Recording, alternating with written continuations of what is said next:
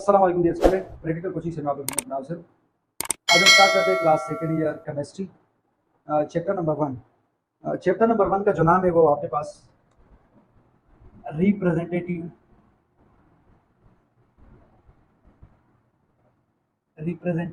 Elements है। यानी इसमें इस चैप्टर में हमने करना क्या है कि रिप्रेजेंटेटिव एलिमेंट के जो प्रॉपर्टीज है उनको हमने डिस्कस करना है। चैप्टर नंबर 1 का जो नाम है वो है रिप्रेजेंटेटिव एलिमेंट। यह आपके पास चैप्टर नंबर 1 है।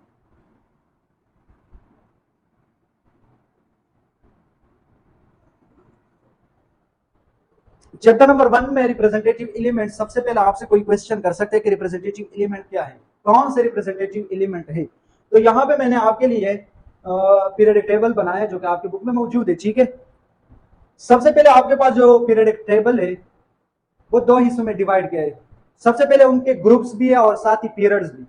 टोटल इसके अंदर ग्रुप जो है वो 16 ग्रुप्स हैं, क्योंकि ग्रुप 1A और साथ ही 1A से लेकर ग्रुप 8A तक, और दूसरा जो आपके पास स्टार्ट है वो ग्रुप 1B से लेकर ग्रुप 8B तक। यानी टोटल कितने ग्रुप्स आपके पास? 16 ग्रुप है। ठीक है, इस तरीके से आपके पास जो पीरियड है वो 7 पीरियड्स है। सबसे पहले अगर आपका है कि ग्रुप क्या होता है, ये जो आपके पास कॉलम है ऊपर से नीचे की तरफ आना, ये जो आपके पास कॉलम है इसको क्या कहते हैं? ग्रुप। ये आपके पास ग्रुप है, यानी जो कॉलम है vertical column in the periodic table is called group. Horizontal row in the periodic table is known as periods. ठीक है, अब एग्जांपल, ये जो आपके पास है 1A और ग्रुप 2A के जो एलिमेंट है इसको हम क्या कहते हैं? S block. इसको हम क्या कहते हैं? S block element. ये कौन से ब्लॉक के एलिमेंट है? एस ब्लॉक के एलिमेंट है। ये ग्रुप 1A और 2A के जो एलिमेंट है उसको हम क्या कहते हैं? S block element. साथ ही आपके पास ये जो है ग्रुप 3A से लेकर ग्रुप 8A तक, ये जो एलिमेंट है आपके पास, ये आपके पास पी ब्लॉक के एलिमेंट है। कौन सी ब्लॉक के एलिमेंट है? P block. और ये ग्रुप बी आपके पास बचे, ग्रुप 1B से लेकर ग्रुप 8B तक, इसके अंदर जो एलिमेंट मौजूद है वो कौन सी ब्लॉक से रिलेटेड है? D block. कौन सी ब्लॉक से? डी ब्लॉक से रिलेटेड है। यानी ग्रुप 1A से लेकर 8B तक जितने भी एलिमेंट है वो किससे रिलेट करते हैं? डी ब्लॉक से। इस तरीके से आपके पास आखिर में ये दो जो पीरियड नजर आ रहे, जो दो हॉरिजॉन्टल रो हैं, इसको कहते हैं लेंथेनाइड्स एंड एक्टिनाइड्स। ये आपके पास है एफ ब्लॉक। ये कौन सा है? F block. ये आपके पास पीरियडिक टेबल है। नंबर 1 पे आपके पास group 1A 2A S block है, और साथ ही आपके पास 3A से लेकर ग्रुप 8A तक ये जो आपके पास एलिमेंट है ये किससे रिलेट करते हैं? पी ब्लॉक से। और ग्रुप 1B से लेकर आपके पास ग्रुप 8B तक ये जितने भी एलिमेंट है ये रिलेट करते हैं डी ब्लॉक से। लेंथेनाइड एंड एक्टिनाइड यानी 6 और 7 पीरियड जो आपके पास है वो एफ ब्लॉक से रिलेट करते हैं। ठीक है, ये था पीरियडिक टेबल के बारे में।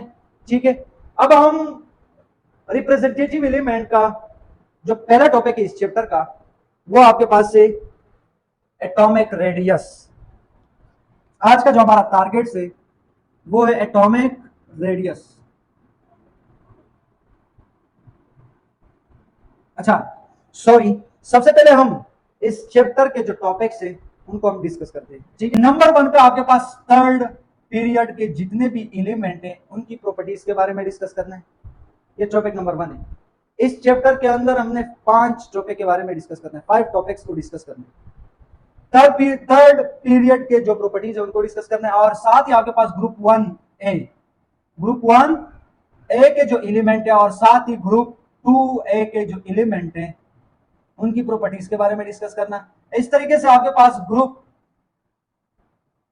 4, ठीक है, आखिर में आपके पास है ग्रुप 7A, यानी 1 2 3 4 एंड 5। अच्छा, इसके साथ सॉरी मैंने ए नहीं लिखा, यहाँ पे आपने लाजमी लिखना ताकि हमें पता चले कि ये कौन सा ग्रुप है, ग्रुप ए या ग्रुप बी है। ठीक है, तो टॉपिक मैंने आपको बता दिया। थर्ड पीरियड के जो एलिमेंट है उनका जो प्रॉपर्टीज है, उन एलिमेंट के जो प्रॉपर्टीज है उनके बारे में डिस्कस करना है। इस तरीके से ग्रुप 1A के जो एलिमेंट है उनके जो प्रॉपर्टीज है उनको डिस्कस करना है, और यहाँ पे भी ग्रुप 2A में भी जो एलिमेंट मौजूद है उनकी प्रॉपर्टीज के बारे में डिस्कस करना है। इस तरीके से आपके पास ग्रुप 4A, इस तरीके से ग्रुप 7A, इनके जो एलिमेंट है उनकी प्रॉपर्टीज के बारे में हमने डिस्कस करना है। आज का जो हमारा टॉपिक से, आज का जो हमारा टारगेट से वो है रिप्रेजेंटेटिव एलिमेंट में नंबर 1 पे आपके पास एटॉमिक रेडियस आपकी बुक में मौजूद है। एटॉमिक रेडियस एग्जांपल, यहाँ पे एटॉमिक रेडियस क्या है, ये आपके पास न्यूक्लियस है, ठीक है, और ये आपके पास एग्जांपल आउटर मोस्ट शेल, यहाँ पे इलेक्ट्रॉन है, ठीक है, आउटर मोस्ट शेल। न्यूक्लियस से लेकर आउटर मोस्ट इलेक्ट्रॉन तक का जो डिस्टेंस होता है उसको हम क्या कहते हैं, एटॉमिक रेडियस। मैंने क्या कहा, न्यूक्लियस से लेकर आउटर मोस्ट इलेक्ट्रॉन तक जो डिस्टेंस होता है उसको हम क्या कहते हैं, एटॉमिक रेडियस। यानी यहां पे इसका डिफिनेशन आपने कैसे करना है, आपके पास जो डिफिनेशन है, average distance, average distance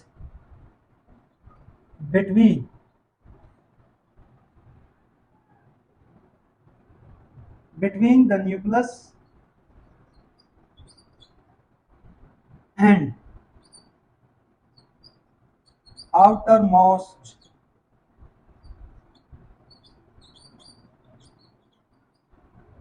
electron of an atom is called atomic radius। Nucleus से लेकर आखिरी शेल तक जो डिस्टेंस होता है उसको हम क्या कहते हैं, atomic radius. Average distance between the nucleus and the outer most electron of an atom is called atomic radius. अब यहां पे हमने किस चीज के बारे में डिस्कस करना है, trends in the periodic table. ये हमारा टॉपिक से इससे रिलेटेड, ट्रेंड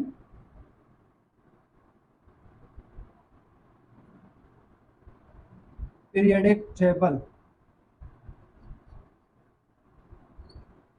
इसका एटॉमिक रेडियस का ट्रेंड क्या है, पीरियोडिक टेबल में इसका जो ट्रेंड है वो क्या है। यानी यहां पे example, down the group atomic radius में क्या चेंजिंग आ रहा है, क्यों आ रहा है, उनका जो रीजन है वो भी आपने यहां पे लिखना है, ठीक है।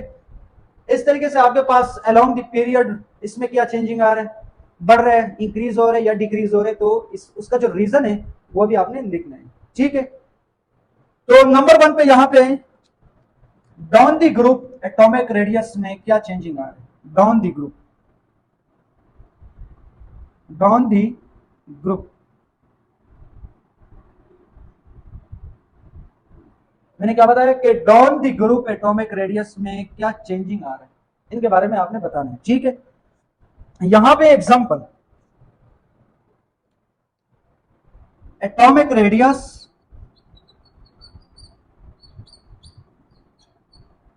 increases down the group। मैंने क्या लिखा यहां पे कि एटॉमिक रेडियस इंक्रीज हो रहा है, बढ़ रहा है डाउन द ग्रुप। अब आपका क्वेश्चन बन सकता है कि सर क्यों बढ़ रहा है, वजह क्या है, रीजन क्या है, ठीक है, वो रीजन भी यहां पे हमने लिखना है, ठीक है। यहां जो आपके पास पीरियोडिक टेबल है इसे आप स्क्रीनशॉट ले लें, उसके बाद हम आगे बढ़ते हैं। अच्छा, यहां पे मैंने क्या बताया कि down the group atomic radius increases down the group, यानी डाउन द ग्रुप में एटॉमिक रेडियस में क्या चेंजिंग आ रहा है, इंक्रीज हो रहा है। इंक्रीज का मतलब बढ़ रहे, बढ़ रहे क्यों, क्या रीजन है, वजह क्या है, ठीक है। नंबर 1 पे एग्जांपल, आपके पास यहां पे हाइड्रोजन ग्रुप 1 ए से रिलेटेड है, ठीक है, ग्रुप 1 ए का एलिमेंट है और इसका एटॉमिक नंबर 1 है, ठीक है, इसका एटॉमिक नंबर 1 है। इस तरीके से आपके पास जो दूसरा है वो लिथियम, इसका एटॉमिक नंबर 3 है, और यहां पे आपके पास सोडियम, उसका एटॉमिक नंबर 11। ये डाउन द ग्रुप है, ठीक है, डाउन द ग्रुप क्या चेंजिंग आ रहा है एटॉमिक रेडियस में, ठीक है। नंबर 1 पे यहां पे सबसे पहले आपने करना क्या है, इसका इलेक्ट्रॉनिक कॉन्फ़िगरेशन करना है, ठीक है। इसका जो आपके पास इलेक्ट्रॉनिक कॉन्फ़िगरेशन आएगा वो क्या आएगा, 1s1, 1s1 आएगा, क्योंकि एटॉमिक नंबर 1 है, एटॉमिक नंबर 1 का मतलब ये है कि इलेक्ट्रॉन भी यहां पे 1 है। लिथियम का आपके पास जो है वो है 1s2, 2s1, ठीक है। अब सोडियम का नंबर है 1s2, 2s2, 2p6, कितने आए, 2 और 2, यहां पे 1s2, 2s2, 2p6, 3s1, ठीक है। अब ये जो आपके पास है, ये एस से पहले जो 1 है ये किस चीज को शो कर रहा है, शेल को शो कर रहा है। इसका मतलब है 1 का मतलब ये पहला शेल है, पहला शेल का जो नाम है वो नाम क्या है, एल शेल, के शेल, सॉरी, के शेल। इस तरीके से ये 1 का मतलब ये कौन सा शेल है, फर्स्ट कौन सा शेल होता है, के, और 2 का मतलब ये है कि ये कौन सा शेल है, दूसरा शेल है। तो यहां पे आपने क्या लिखना है, के एल शेल, ठीक है। यहाँ पे एक शेल था, कौन सा शेल था, के शेल, और यहाँ पे क्या चेंजिंग आ गया कि के शेल भी है और दूसरा एल शेल भी एडवाइस, ठीक है।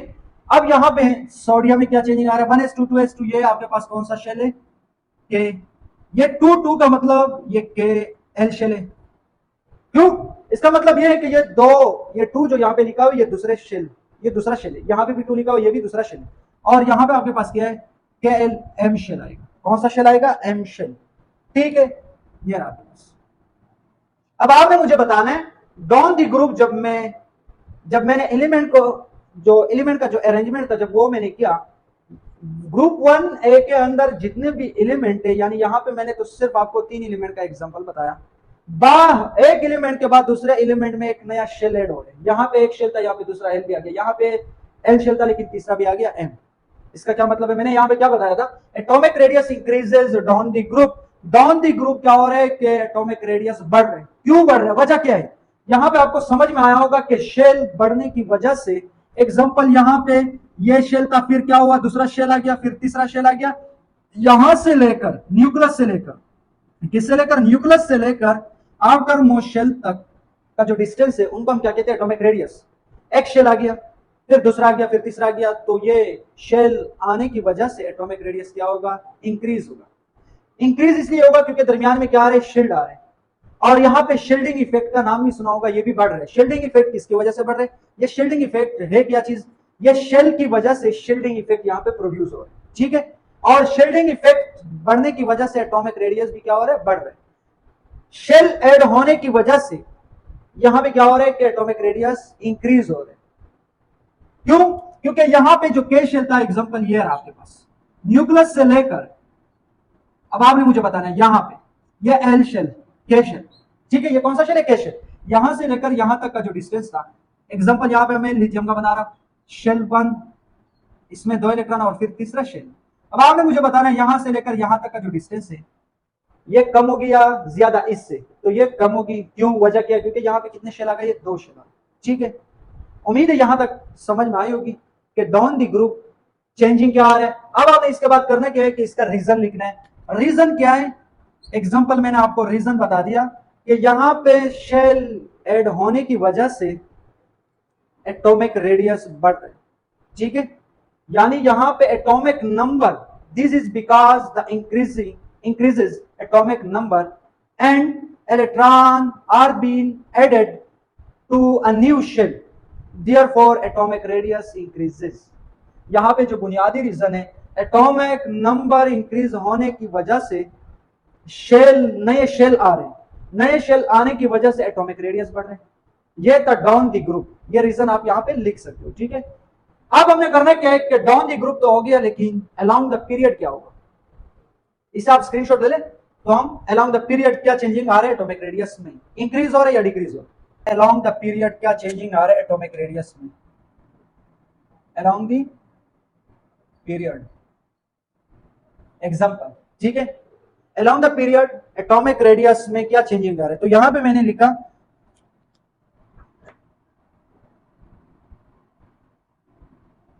अलोंग द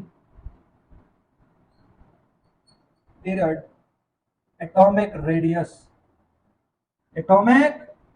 रेडियस डिक्रीज या डिक्रीजेस, एटॉमिक रेडियस में क्या चेंजिंग आ रहा है, डिक्रीज हो रहा है, कम हो रहा है। अब इसका क्या रीजन है, फॉर एग्जांपल, अब दोबारा यहां पे हमने क्या करना है, फॉर एग्जांपल यहां पे आपके पास सबसे पहले आपके पास जो पहला एलिमेंट है वो है सोडियम, अलोंग द पीरियड इसका एटॉमिक नंबर 11 है। इस पीरियड में, यानी ये तीसरा पीरियड है, इस पीरियड का जो दूसरा एलिमेंट है वो है मैग्नीशियम, कौन सा एलिमेंट है, मैग्नीशियम, इसका 12 एटॉमिक नंबर। इस तरीके से आपके पास जो थर्ड एलिमेंट है इस पीरियड का वो आपके पास क्या है, एल्यूमिनियम, ठीक है। सबसे पहले आपने करना क्या, इसका इलेक्ट्रॉनिक कॉन्फ़िगरेशन करना, जैसे एग्जांपल जो पहले मैंने करवाया था 1s2 2s2 2p6 3s1, ठीक है, 1s2 2s2 2p6 3s2, यहाँ पे 12 इलेक्ट्रॉन है, ठीक है, यहाँ पे इसका एटॉमिक नंबर 12 है, और यहाँ भी क्या आएगा 1s2 2s2 2p6 3s2 और 3p1, ठीक है। क्योंकि यहाँ पे कितना 13 इलेक्ट्रॉन यहाँ पे आएंगे, 2 और 2 6, 10 हुए और 2 यहाँ पे 12 और 1 13। ठीक है, अब एग्जांपल इस ये जो एस से पहले जो 1 है ये किस चीज को शो कर रहा है, ये आपके पास शेल को शो कर रहा है। 1 का मतलब पहला शेल, कौन सा शेल है के, ये 2 का मतलब एक कौन सा शेल है एल, ये 3 का मतलब है कौन सा शेल है एम। ठीक है, अब यहाँ पे 1 का मतलब कौन सा शेल है के, और 2 का मतलब 2 और 2 एल, और 3 का मतलब कौन सा शेल है आपके पास, तो एम शेल है। ठीक है, यहाँ पे आपके पास क्या है 1 का मतलब कौन सा शेल है के, और 2 का मतलब कौन सा शेल है एल, और 3 यहाँ पे भी 3 है, यहाँ पे भी 3 है, तो कौन सा शेल होगा एम। ठीक है, हाँ अगर 4 होता तो कौन सा शेल आता, 4 अगर यहाँ पे होता तो कौन सा शेल आता, फिर आपके लिए एन शेल आता। ठीक है, अब आपने मुझे बताना है ऊपर से यहां तक पीरियड में मैंने क्या किया, यहाँ पे एम शेल आ गया, यहाँ पे भी एम, आखिर में यहाँ पे भी एम। शेल के अंदर कोई चेंजिंग नहीं आ रहा है, यहाँ पे एम शेल है, यहाँ पे भी आखिर में एम शेल है, यहाँ पे भी आखिर में एम शेल है। ग्रुप में हमने जब इलेक्ट्रॉनिक कॉन्फ़िगरेशन किया, पहले में क्या था कि एल शेल था, के शेल था, फिर दूसरे में एल शेल आ गया, फिर तीसरे में तीसरा जो एलिमेंट था आपके पास वहां पे सोडियम था, वहां पे क्या आया कि एम शेल भी आ गया, यहाँ पे आखिर में M shell M shell M shell, new shell नया शेल नहीं आ रहा है। ठीक है, और अब आपका क्वेश्चन बन सकता है कि सर फिर डिक्रीज क्यों हो रहे हैं, यहां पे मैं आपको बता देता हूं एग्जांपल। ये आपके पास ये न्यूक्लियस है, ठीक है, अब यहां से लेकर यहां तक ये इलेक्ट्रॉन है। एग्जांपल, इस शेल के अंदर कितने इलेक्ट्रॉन है 3, तीसरे शेल के अंदर कितने इलेक्ट्रॉन है 1, एम शेल के अंदर कितने इलेक्ट्रॉन है 1। तो यहां पे जो फोर्स ऑफ अट्रैक्शन था किसके दरमियान, इलेक्ट्रॉन और प्रोटॉन के दरमियान, यानी न्यूक्लियर अट्रैक्शन जो था, न्यूक्लियस का जो अट्रैक्शन था किसके साथ, इलेक्ट्रॉन के साथ। यहां पे एक इलेक्ट्रॉन है, लेकिन अगर 2 इलेक्ट्रॉन आ गए तो न्यूक्लियर अट्रैक्शन जो है ये बढ़ेगा या कम होगा, बढ़ेगा। क्यों, अब यहाँ पे 1 इलेक्ट्रॉन है एग्जांपल, और यहाँ पे न्यूक्लियस में भी एग्जांपल, सिर्फ मैं आपको एग्जांपल से बता रहा हूँ। ठीक है, कि यहाँ पे भी 1 प्रोटॉन है, जब 1 प्रोटॉन वाले 1 इलेक्ट्रॉन हो तो यहाँ पे फोर्स ऑफ अट्रैक्शन कम होगी, लेकिन अगर मैं 2 इलेक्ट्रॉन 2 प्रोटॉन कर दूं तो यहाँ पे पहले बनिस्बत ज्यादा होगी, अगर मैं 3 प्रोटॉन 3 इलेक्ट्रॉन कर दूं तो उससे भी ज्यादा होगी, अगर मैं 4 प्रोटॉन 4 इलेक्ट्रॉन कर दूं तो इससे भी ज्यादा होगी। तो यहाँ पे आपने मुझे बताना है कि शेल में कोई चेंजिंग नहीं आ रहा है, यहाँ पे इलेक्ट्रॉन कितने 1 है, और यहाँ पे इलेक्ट्रॉन कितने हैं 2, वही हम शेल के अंदर कितने इलेक्ट्रॉन आ गए 2, और 2 आने के बाद यहाँ पे फिर क्या हुआ कि यहाँ पे कितने इलेक्ट्रॉन आए 3, इस तरीके से चौथा जो आपके पास एलिमेंट होगा वहां पे कितने इलेक्ट्रॉन आएंगे 4। शेल में कोई चेंजिंग नहीं आ रहा है, उसी शेल के अंदर हम क्या करें, मजीद इलेक्ट्रॉन ऐड कर रहे हैं, मजीद इलेक्ट्रॉन ऐड होने की वजह से यहाँ पे क्या होगा कि एटॉमिक रेडियस क्या होगा, डिक्रीज होगा। डिक्रीज क्यों होगा, क्योंकि फोर्स ऑफ अट्रैक्शन जो है इलेक्ट्रॉन और न्यूक्लियस के दरमियान जो फोर्स ऑफ अट्रैक्शन है वो बढ़ रहा है। क्यों बढ़ रहा है, क्योंकि इलेक्ट्रॉन की तादाद बढ़ रही है और शेल नहीं बढ़ रहे, शेल वही है। ठीक है, तो इसकी वजह से यहाँ पे एटॉमिक रेडियस कम होगा। उम्मीद है यहां तक समझ में आई होगी। अब इसका रीजन आपने कैसे लिखना है, इसका रीजन आपने ऐसे लिखना है कि इलेक्ट्रॉन हम ऐड कर रहे हैं लेकिन शेल में कोई चेंजिंग नहीं आ रहा है, शेल वही है, दूसरा शेल नहीं है। ठीक है, उसी शेल में हम इलेक्ट्रॉन ऐड कर रहे हैं, सेम शेल में इलेक्ट्रॉन ऐड होने की वजह से यहाँ पे एटॉमिक रेडियस क्या होगा, डिक्रीज होगा, ये इसका रीजन है। अब आखिर में एक ग्राफ के बारे में आपसे क्वेश्चन कर सकते हैं। ठीक है, आखिरी, ये आखिरी टॉपिक है, ठीक है, इसे आप स्क्रीनशॉट ले लें। ये आपके पास एक ग्राफ के बारे में बता रहा हूं, एटॉमिक रेडियस से, एटॉमिक रेडियस। ठीक है, यहां पे आपके पास जो एलिमेंट है ये सोडियम है, सोडियम के बाद आपके पास मैग्नीशियम है, मैग्नीशियम के बाद आपके पास एल्यूमिनियम, थर्ड पीरियड है। ठीक है, थर्ड पीरियड के बारे में मैं बता रहा हूं। ठीक है, सोडियम, मैग्नीशियम, एल्यूमिनियम, और आपके पास सिलिकॉन, सिलिकॉन के बाद आपके पास है फास्फोरस, फिर सल्फर है, फिर आपके पास क्लोरीन है, क्लोरीन के बाद आपके पास आर्गन है। ठीक है, अब यहां पे क्या होता है कि एटॉमिक रेडियस जो सोडियम का होता है वो एग्जांपल यहां पे, इस तरीके से मैग्नीशियम का यहां पे, और एल्यूमिनियम का एटॉमिक रेडियस यहां पे, यानी यहां से कम हो है। सोडियम का जो एटॉमिक रेडियस था वो इससे बड़ा था मैग्नीशियम से, क्योंकि यहां पे इलेक्ट्रॉन कम थे, वहां पे कितने इलेक्ट्रॉन हुए 2, यहां पे 3, यहां पे फिर ये एल्यूमिनियम, ये सिलिकॉन है, ये फास्फोरस है, और ये आपके पास सल्फर है, ये आपके पास क्लोरीन है, और यहां से एग्जांपल आपके पास ग्राफ है। ठीक है, लेकिन यहां पे क्लोरीन पर आने के बाद यहां पे क्या होता है कि ये जो पॉइंट है अर्गन पर कहां पे चला जाता है, ये यहां पे। अच्छा, यहां पे मैं आपको क्या बता रहा था कि इस पीरियड में, ठीक है, जितने भी एलिमेंट है सबसे ज्यादा जो एटॉमिक रेडियस है वो अर्गन का होगा। आपके पास जो अर्गन एलिमेंट है, क्योंकि ये नोबल गैस है, इस ये रिलेट करते हैं, इसके आउटर पोर्शन में 8 इलेक्ट्रॉन होते हैं, ये किसी के साथ रिएक्शन नहीं करते क्योंकि पहले से स्टेबल है। ऑक्टेट रूल को इसने पहले से फॉलो किया है, फॉलो करने के बाद ये किसी के साथ रिएक्शन नहीं करते, ठीक है। ये ज्यादातर रिएक्शन में हिस्सा नहीं लेते, कौन से, नोबल गैसेस। अब यहाँ पे मैंने आपको क्या बताया कि सबसे ज्यादा इस पीरियड में, ये तीसरा जो पीरियड है आपके पास, सबसे ज्यादा एटॉमिक रेडियस किसका है, आर्गन का है, ठीक है। क्यों, वजह क्या है, आपसे कोई भी क्वेश्चन कर सकते हैं कि यहाँ पे इलेक्ट्रॉन 7 थे और आर्गन के आउटर मोस्ट शेल में इलेक्ट्रॉन 8 है। 8 होने की वजह से इनका जो फोर्स ऑफ अट्रैक्शन है किसके साथ, न्यूक्लियस के साथ, न्यूक्लियर अट्रैक्शन जो है वो क्लोरीन से तो ज्यादा है। इसका क्या वजह है कि एटॉमिक रेडियस यहां से डायरेक्ट वहां पे गया, ये जो ग्राफ है, वजह क्या है। तो आपने इसका रीजन ये बताना है कि जितने भी नोबल गैस है, जिस तरीके से आपके पास आर्गन है, बाकी जितने भी नोबल गैस से रिलेटेड जितने भी एलिमेंट है जिनका ऑक्टेट कंप्लीट होते हैं, कंप्लीट होने की वजह से यहां पे जब ऑक्टेट कंप्लीट है, कंप्लीट होने की वजह से यहां पे इलेक्ट्रॉन के दरमियान, यानी इलेक्ट्रॉन का पेयर होते हैं, पेयर यहां पे पहले से कंप्लीट है, यहां पे जितने भी इलेक्ट्रॉन के पेयर होते हैं वो कंप्लीट है एक दूसरे के साथ, कंप्लीट होने की वजह से इस इलेक्ट्रॉन पेयर के दरमियान क्या होता है, रिपल्जन फोर्स होते हैं। क्यों, ये क्यों होता है, दूसरे जो आपके पास एलिमेंट है वहां पे क्यों नहीं होते। यहां पे रीजन ये है कि यहां पे इसने ऑक्टेट को कंप्लीट किया है, कंप्लीट होने की वजह से इनके दरमियान रिपल्जन फोर्स होगी, रिपल्जन फोर्स होने की वजह से इसका जो एटॉमिक रेडियस है वो बढ़ेगी। क्यों, क्योंकि मैंने आपको क्या बताया था कि यहां पे जब रिपल्जन फोर्स होगी इलेक्ट्रॉन के दरमियान, इसके जो पेयर है इनके दरमियान जब रिपल्जन होगी तो शेल क्या होगी, उनका जो शेल है वो शेल का जो एरिया है, एग्जांपल यहां से यहां तक, ठीक है, ये बढ़ेगी। क्यों बढ़ेगी, वजह क्या है, ये शेल यहां से लेकर यहां तक इसका जो डिस्टेंस है ये बढ़ेगी क्यों, क्योंकि यहां पे रिपल्जन फोर्स। अगर आप कहें कि सर क्लोरीन में क्यों नहीं था, क्लोरीन का एक पेयर कम था, कम होने की वजह से वहां पे रिपल्जन फोर्स नहीं है। जितने भी नोबल गैसेस का एटॉमिक रेडियस ज्यादा होते हैं, कोई भी आपसे क्वेश्चन करे ज्यादा क्यों होते हैं इसका एटॉमिक रेडियस, इसका बुनियादी रीजन ये है क्योंकि ये अपना ऑक्टेट को कंप्लीट किया है। ऑक्टेट को कंप्लीट करने की वजह से यहाँ पे ये क्या करते हैं कि इलेक्ट्रॉन के जो पेयर है इनके दरमियान रिपल्जन फोर्स होती है। जब रिपल्जन फोर्स होती है, रिपल्जन फोर्स होने की वजह से इनका जो शेल से लेकर न्यूक्लियस तक का जो डिस्टेंस है ये बढ़ेगी क्योंकि रिपल्जन फोर्स है। जब बढ़ेगी तो एटॉमिक रेडियस क्या होगा, इंक्रीज होगा, डिक्रीज नहीं होगा।